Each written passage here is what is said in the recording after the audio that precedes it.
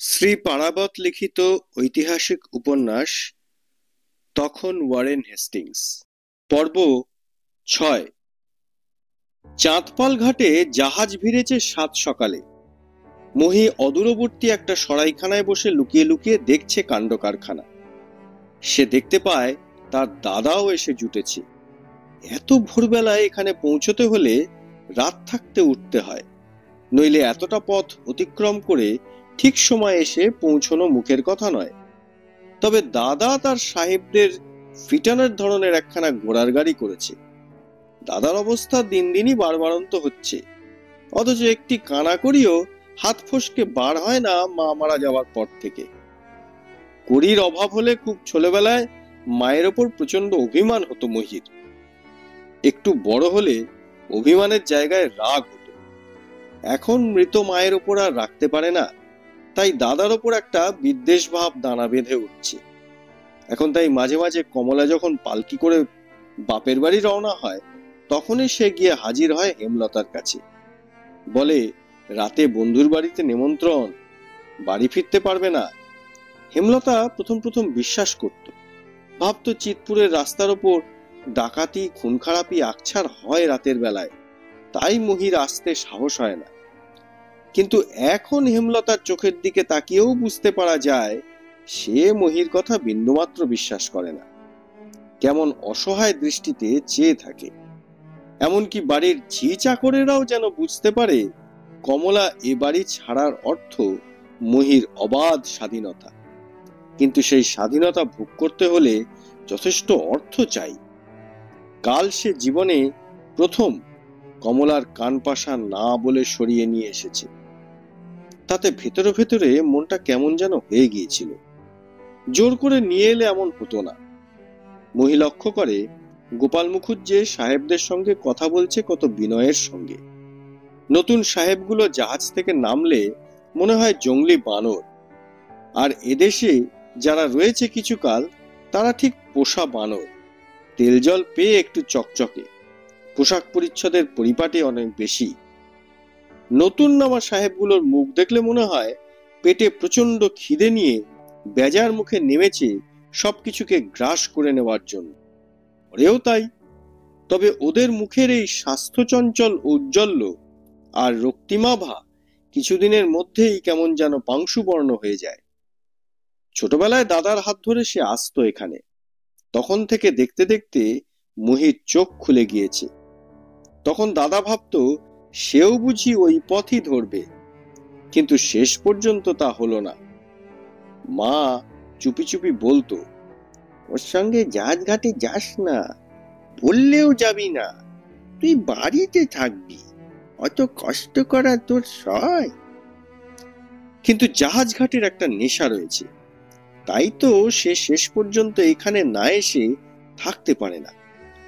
জাহাজ যখন জেটিতে এসে দাঁড়ায়, তখন মনে হয় সারা পৃথিবীর মানুষ বুঝি এখানে এসে জুটেছে। ওখানে ইংরেজ আছে, ফরাসি আছে, ওলন্দাজ আছে, আরো কত দেশের মানুষ রয়েছে। অদ্ভুত লাগে। তার উপর রয়েছে মিস ডান্ডাস। 3 দিন হলো মিস ডান্ডাস এখানে আসছে না। সেও এক কাহিনী।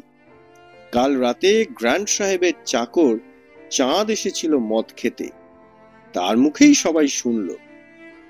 মিস ডান্ডাস থাকে আরেক সাহেবের বাড়িতে। সেই সাহেব আর তার মেম বড় অত্যাচার করত মিসকে। তাই সে ঠিক করলো হাইট সাহেবের কাছে যাবে প্রতিকারের জন্য। হাইট সাহেব সুপ্রিম কোর্টের বিচারপতি। কোর্টে গিয়ে প্রতিকার চাওয়ার মতো অর্থ মিস ডান্ডাসের নেই। তাই ঠিক করলো চেম্বার ছেড়ে তিনি যখন সন্ধ্যার সময় পালকি করে লালদিঘির পাশ দিয়ে বাড়ি ফিরবেন, সেই সময় তাকে ধরবে। সে জানতো হাইট সাহেব অত্যন্ত দয়ালু। ঠিক যা ভাবলো তাই করলো সে।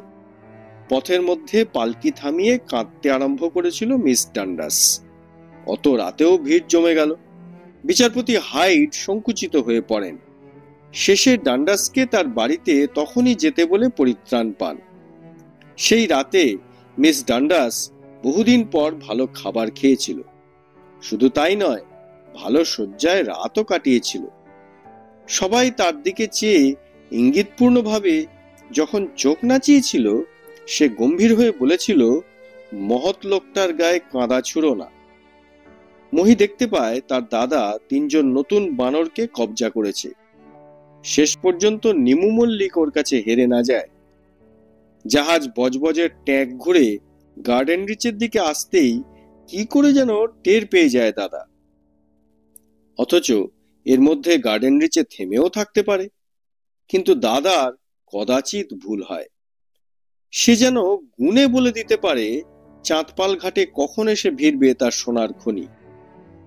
সোনার খনি বই কি, সেই খনির সোনা বৌদির গায়ে উঠছে, কখনো কখনো দু একটা কমলার গায়েও। আর ওদিকে বাড়ির শ্রীবৃদ্ধি হচ্ছে।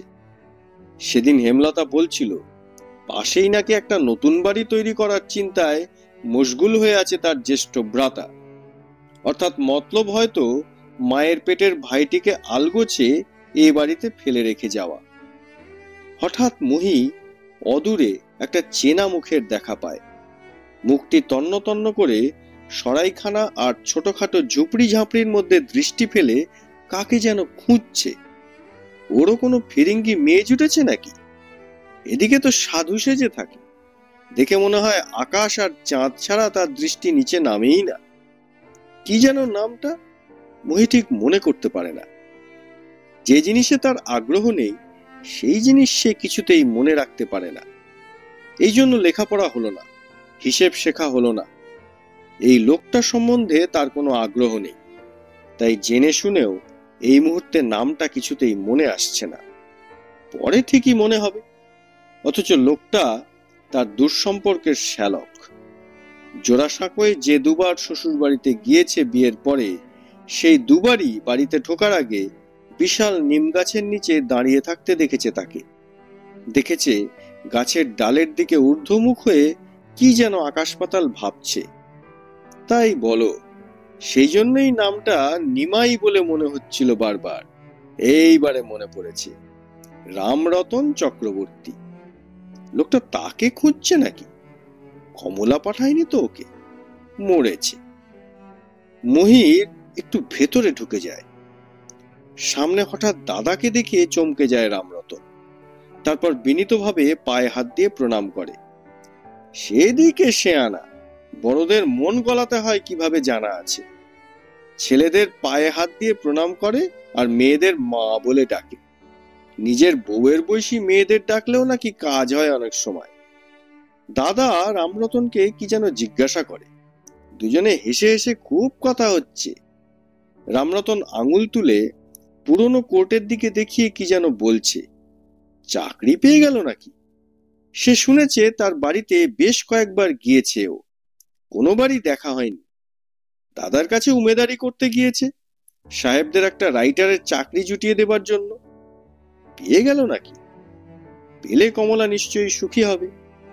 সুখেনের মা বলেছে কমলার সঙ্গে অনেকক্ষণ ধরে কথা বলেছে প্রত্যেকবার। সুখেনের মা সেদিকে যতবার গিয়েছে তাকে কখনো পান কখনো জল এইসব আনতে পাঠিয়ে দিয়েছে। এর অর্থ কি? স্বামীর কথা বাপের বাড়িতে জানিয়ে দেয়। কিন্তু তাই বা হবে কেন? কমলা নিজেই তো বাপের বাড়ি যায় ঘন ঘন। আগে মা যেতে দিত না, এখন বৌদির সংসারে অবাধ স্বাধীনতা। তবে অত জল পান খাওয়ার ঘটা কেন? সুখেনের মা কথাগুলো যেন কেমন করে বলে।